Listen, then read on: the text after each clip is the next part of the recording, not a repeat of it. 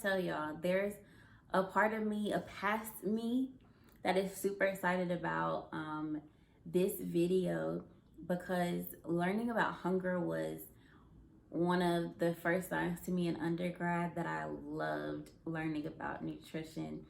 It was so exciting to me at that time based on my own patterns of emotional eating and struggles with weight loss, that to realize that there's different types of hunger, and that just because I'm hungry doesn't mean I need food, and understanding why those things happen were just really interesting to me. So I'm glad that I have this opportunity, this chance, this platform to share that same information with you guys in a way that is palatable and practical to your everyday life.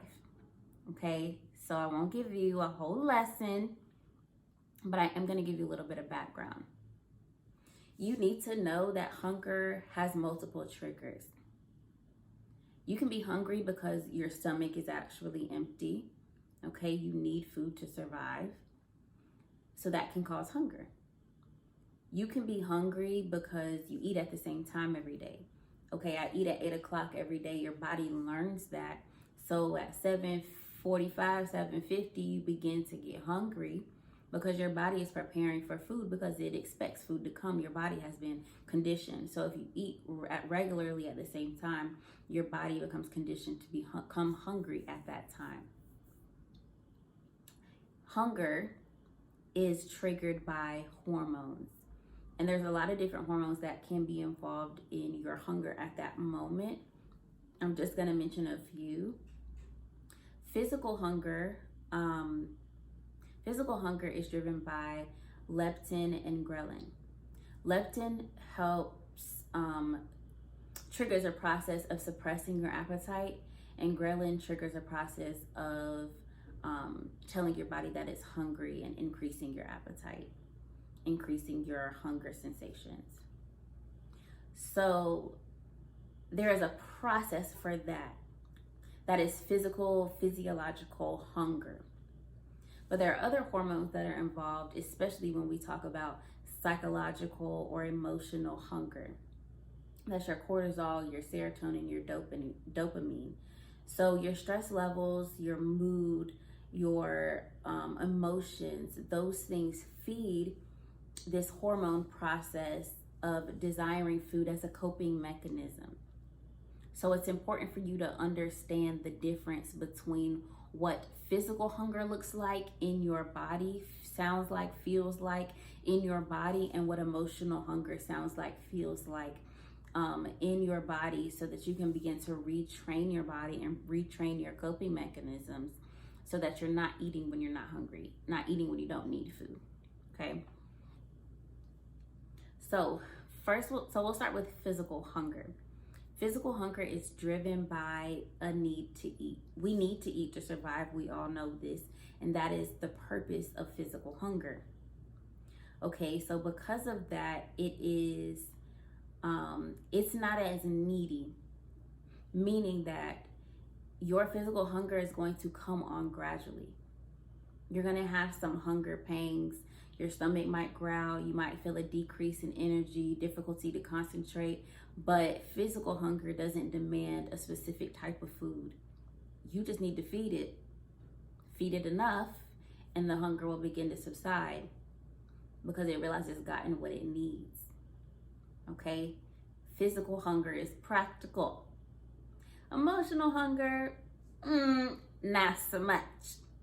Emotional hunger comes on sudden. It just hits you and you're like, oh, I need food. But it's not any food. You need a specific type of food. I need sweets. I need something greasy. I need something salty. I need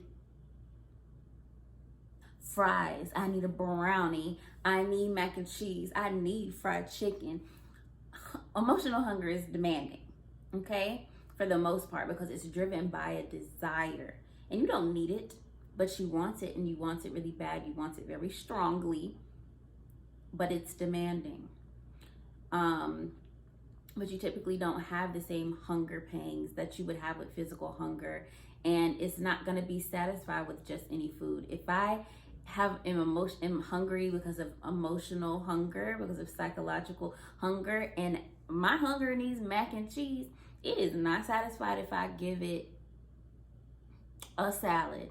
It will not be satisfied. I will still feel hungry for that craving, hungry for that desire. Okay. So it's just not going to be happy, and it's going to push me into a cycle of overeating, eating more than I need. Emotional eating is like when you sit down for Thanksgiving dinner and your eyes are too big for your stomach and you put everything on your plate, and because you're in that moment, you might be happy, but still psychologically you feel like I gotta enjoy every last bit of this, even if I'm full. And then you get the itis, then you get sleepy, then you get fatigued because you've overeaten, you feel bloated. All of those things happen because you've allowed psychological hunger to run the show that day, okay? And I'm not telling you what to do with your holidays, but you eat too much. And sometimes we do that on a day-to-day basis. You do it because maybe you're dieting and you give yourself a cheat day, and on that cheat day you feel like I want all the things that make me happy, and you overeat. So that's sort of what emotional hunger is going to look like. It's a lot more demanding, more sudden, it's dramatic, it's needy. Okay, so that's the quick and dirty. If you have any questions about what we talked about today, please leave me a comment. Make sure you check out the other videos in this series, especially the one about my top tips, my most important tips for breaking emotional eating, my own little story about myself being an emotional eater. Check out my other video, more quick practical tips for breaking that cycle of emotional eating. The videos will pop up here at the end of the video, and here, I think, something like that at the end of the video.